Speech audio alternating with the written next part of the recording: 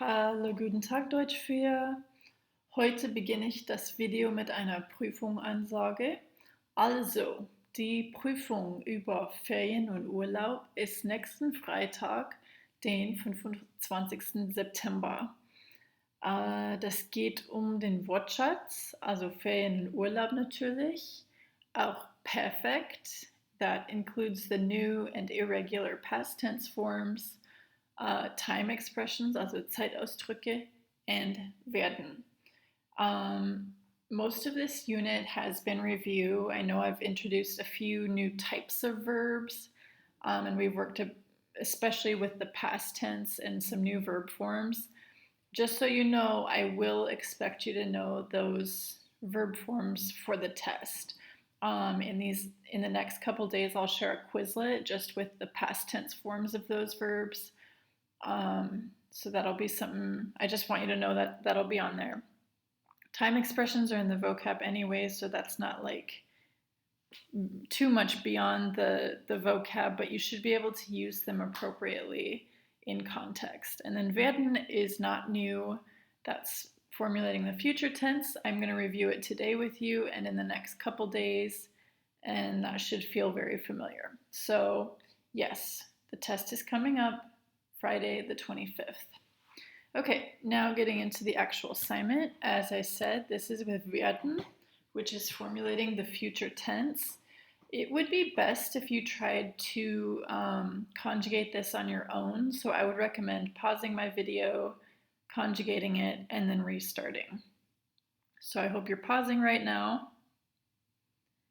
And I hope right now you're coming back from having paused and conjugated this, and now you can check with me. So you should have werde, du, wirst, es wird. Wir, sie, and sie are always the same. So those are all werden, and then ihr is werdet. You'll notice that I made the du and es conjugations red and bold. That's because those two conjugations are the only ones that are irregular. So hopefully that makes a really clear visual for you. But this should also look familiar. The next slide addresses word order, which you should also know. In a sentence, werden goes second. That doesn't mean it'll be the second word necessarily. It's more like the second element. For example, nächsten Sommer werde ich nach Österreich reisen. So here, next summer is like the first thing. Those two words belong together, and then werde comes second. In a question, werden goes first. For example, wirst du später den Wortschatz für Deutsch lernen? That is a question with no question word, so it's just starting like, will you? That's kind of similar in English. If there's a question word, then werden will come pretty much right after that question word. For example, wann wirst du heute nach Hause gehen? There, that wirst is after the question word.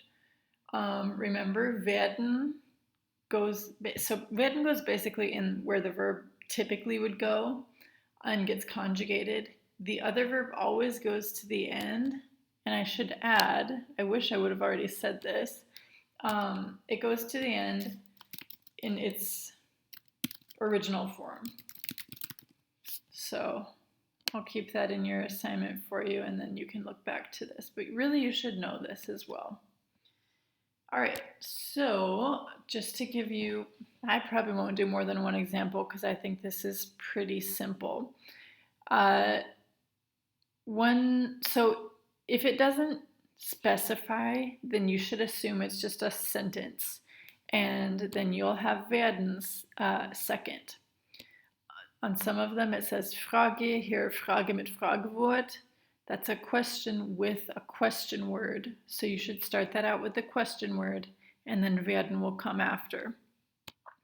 If you see just Frage, then you know to start out the question with werden. Here at the end, part B, I'm having you translate those sentences from the previous section. So we'll look at number 1.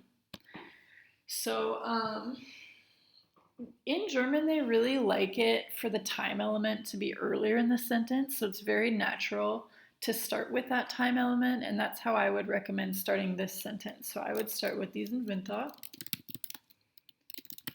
And then, of course, werden has to go next. So I'm going to put that there, but realize we have to come back and conjugate it. The subject has to go right next to the verb, so meine Familie. And then that other verb, the non-werden verb, has to go to the very end. So we can go with in den Bergen.